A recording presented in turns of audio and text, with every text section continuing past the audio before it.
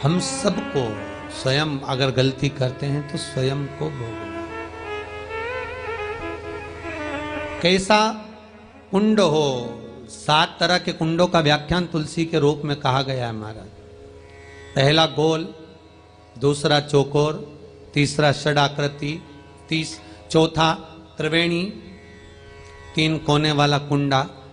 शास्त्र कहता है जिसके मार्ग घर में टुकड़े हो रहे हों, घर विभाजन की ओर हो रहा हो, तो 3 कोण का कुंडा घर में रखकर पूजा करने पर परिवार एक हो जाता है।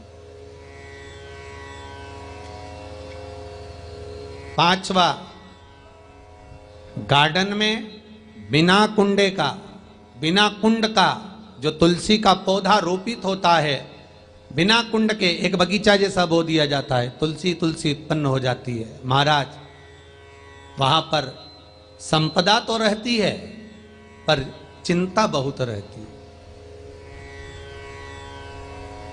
टेंशन बहुत रहता है। क्यों?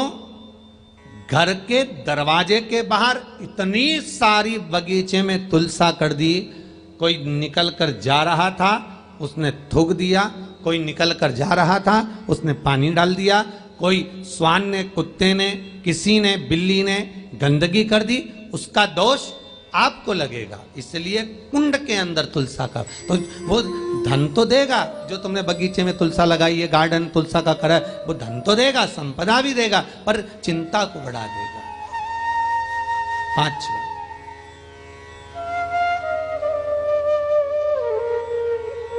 महाराज 6, तुलसी के कुंड को 3 धार पर लटका कर रखना। कई जगह पर आपने देखा होगा तुलसी का जो कुंडा होता है उसको 3 जो तार होते हैं, 3 जो चेन होती है, उस पे लटकाया जाता है। महाराज विष्णु पुराण उसका भी व्याख्यान करती है। महाराज वहां व्यक्ति के कार्य उन्नति की सीढ़ी की ओर बढ़ जाते हैं।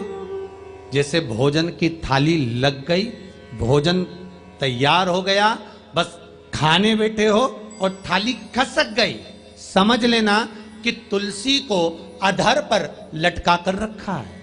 इसलिए कार्य तो हो रहे हैं, बनने वाले हैं, 4 दिन बाद ये काम होने वाला है, 8 दिन बाद ये काम होने वाला है, लग रहा है कि इसमें इतना फल मिलेगा, लग रहा है इस व्यापार को करेंगे तो इतना फायदा हो जाएगा, सब कुछ करा, लाखों रुपए लगा भी दिए, थाली मालूम पड़े खसक गई, अधर लटका है तुलसी।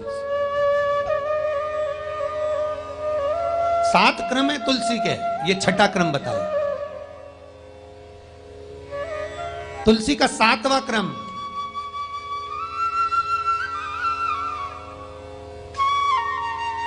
तुलसी का 7वां क्रम है महाराज, तुलसी का कुंडा जैसा घर के आंगन में है, तुलसी का कुंड जैसे घर के आंगन में विराज रहा है, ऐसा ही छोटा सा कुंड भगवान के लिए रोपित करें।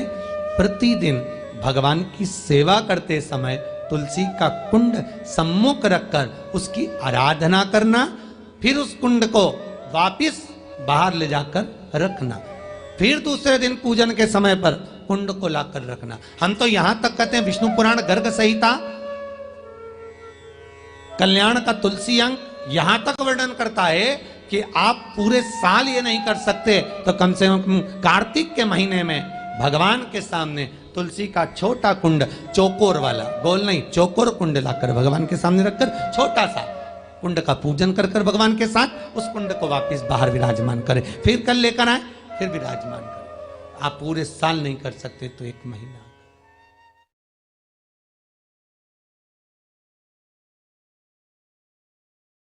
श्री शिवाय नमस्तुभ्यम। दोस्तों, कार्तिक मास के समाप्त होने के बाद भी आप अपने नियमित दिनचर्या बना लें कि आपको शाम को तुलसी जी के आगे दीप जरूर प्रज्वलित करना चाहिए।